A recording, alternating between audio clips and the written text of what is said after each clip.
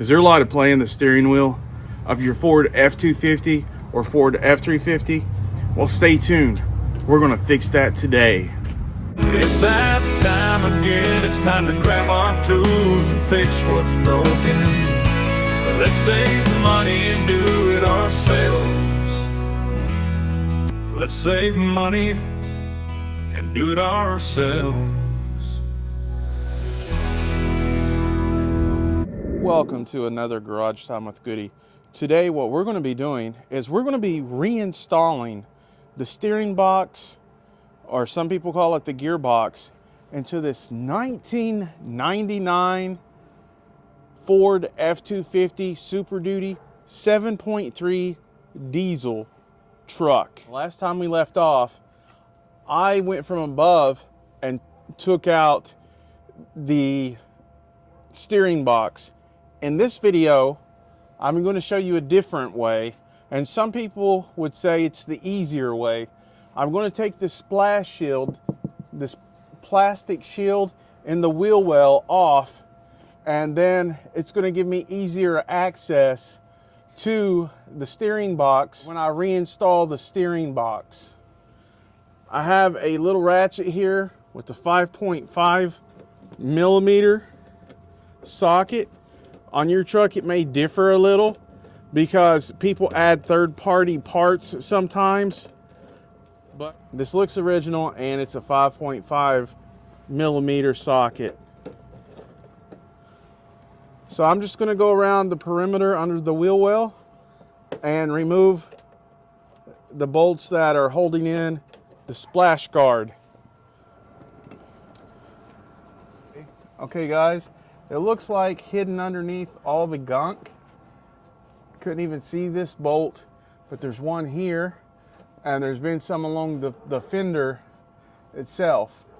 This one is bigger than a 5.5. This one here is an 8 millimeter.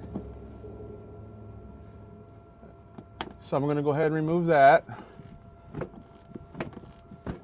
In this scenario, I had a problem with the socket holding on to the bolt.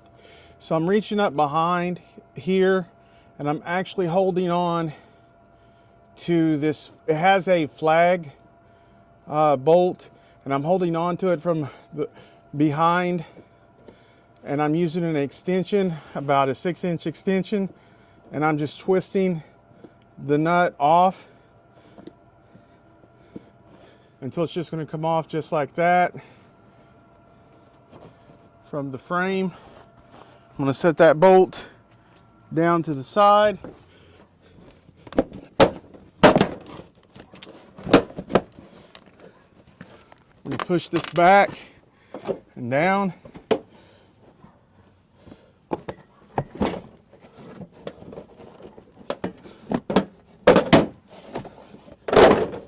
And see, you just want to keep pushing this slip back.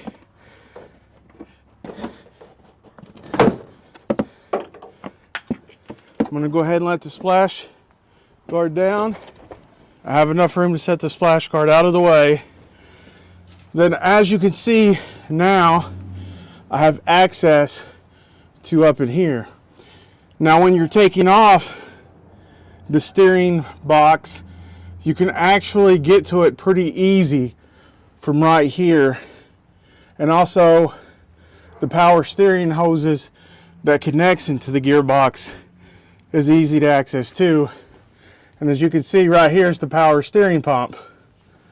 So it's all easy to get to.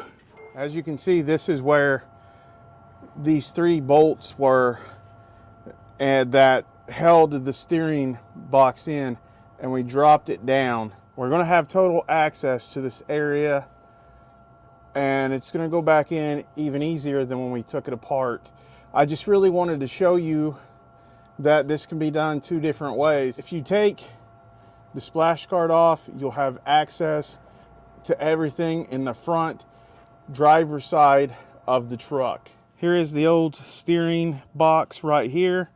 You can see, you kind of want to see where this little circle's located from when you tuck it out, where it's located on the splines. And you want to make sure that The new one is lined up like that, where it's round here. This is the front of the steering box, and that's how you're going to want this Pitman arm to go on. It has a groove like this. It kind of slightly goes up, bends upward, and you'll see the Ford. This is the original, so we're going to see the Ford emblem here, and we're going to put that spline, line the splines up back and forth. We're going to put it here, and then we're going to start putting the bolts on and cranking this down. Now we're going to put this lock washer on over the Pitman arm, and then we're going to put this nut on there, and you're going to need a 33 millimeter, well, at least in my case, to put this down on there. Now I'm going to give you the torque specs here, and that's what you're going to need to torque it down to. Now it's ideal that you have a press that holds this, but obviously I don't have a press, so I'm just going to do it like I'm doing it. Here we go.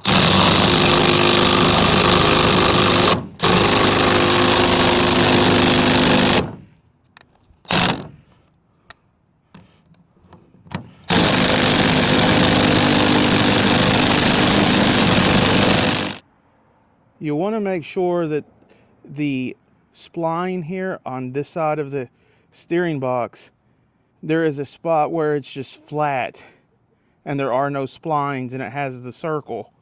You'll want that to be pointed right down the center here, and then you're good to go.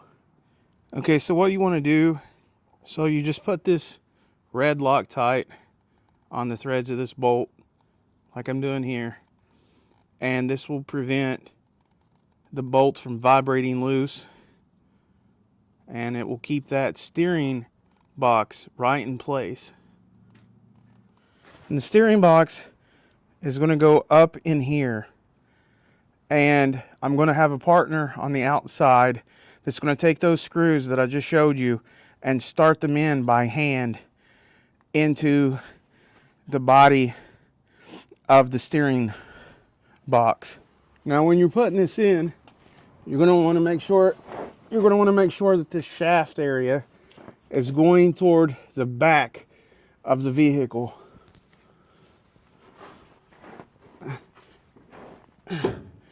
So this is going to go up. You can see the Pitman arm here, and while I was underneath, I was having a second person start these bolts and start cranking them in. These two bolts here are at an angle.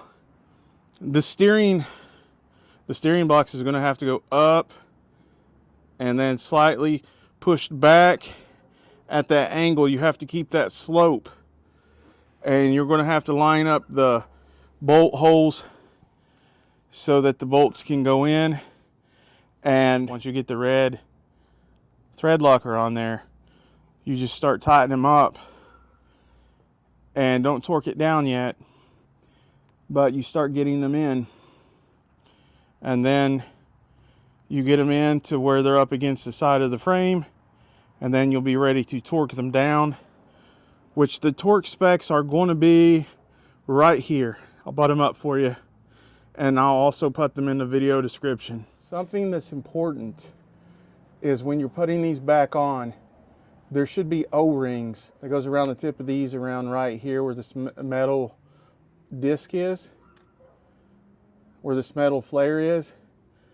And if that's missing, or there's one that's dry rotted or decayed, you always want to replace these little O-rings. This one is not there, it's decayed. This one I took off so that my partner could go and size it up and get the replacements at the auto shop now. I'm waiting on him, and I'm just showing you guys that it's very important that you do replace these rubber O-rings so that we don't have any power steering fluid leaking out of the steering box once we reattach these. As you can see at this angle, you see going in from the side, it's pretty easy because you can put these hoses back on. When you get a brand new steering box, it'll have these plastic tabs on where the hoses go, And those, you can just pop those out with some pliers or screwdriver. There's those two hoses there. And right there is where the steering shaft is going to link up to the steering box. And you'll want it to link up exactly where the flat piece is. And I'll show you that here in a minute. And you can adjust the steering shaft in. You can push it back up in there or push it down. Then you put the bolt to the steering shaft in right there where I'm pointing, and that's what locks it into place. It'll go over this groove right here, right in the middle of the splines. I just wanted to show you how easy everything is to access from the fender well. In the last video, I showed you how to access it from the top. This is accessing it from the side, which in my opinion, this is the easiest way to access it, to remove it, and to reinstall it. I was just showing you both ways. What we're going to do next is we're going to reconnect these hoses. It comes from the power steering pump. Your new gearbox is going to have these plastic caps where the hoses hook up. You can just remove those with a set of pliers, and then you're going to rehook up the hoses. And I know what you're going to say. Which hose goes where? Well, it's pretty simple, especially in this truck. You see, they're each a different size, so only the correct size will go in the correct hole. Or you could have labeled them with masking tape before you took them off, but it's pretty simple. So in this case, the smaller threaded one is going to go in the front. Now, a thing that we did do, and this is of utmost importance, is we did replace the O-rings, this little rubber ring around the bottom, before we're putting this back together. The old ones were just disintegrated or just barely there. So it's a good idea to replace those so you're not leaking any kind of fluids. I'm going to use an open wrench that is 16 millimeters, and it'll go in slowly but surely.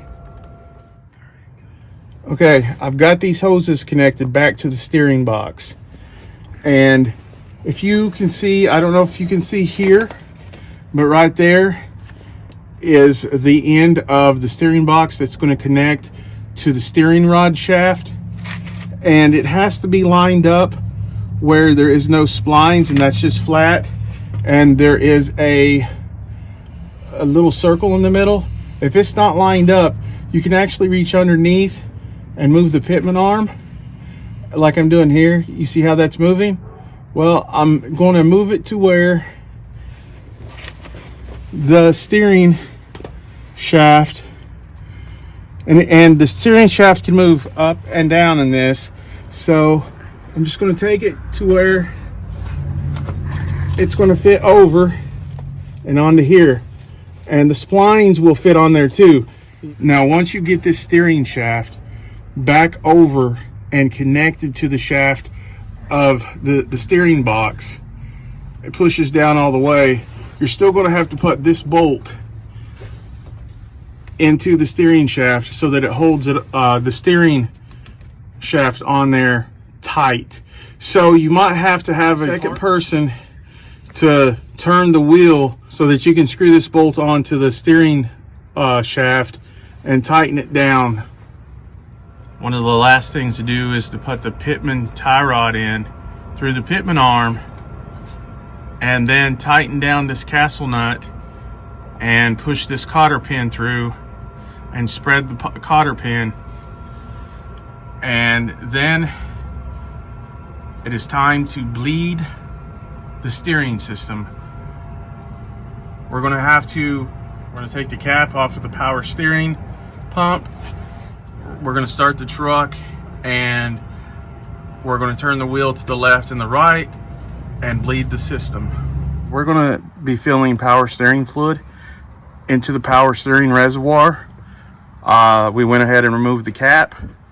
We're going to fill it up to the fill line, and then we're going to move the wheel back and forth.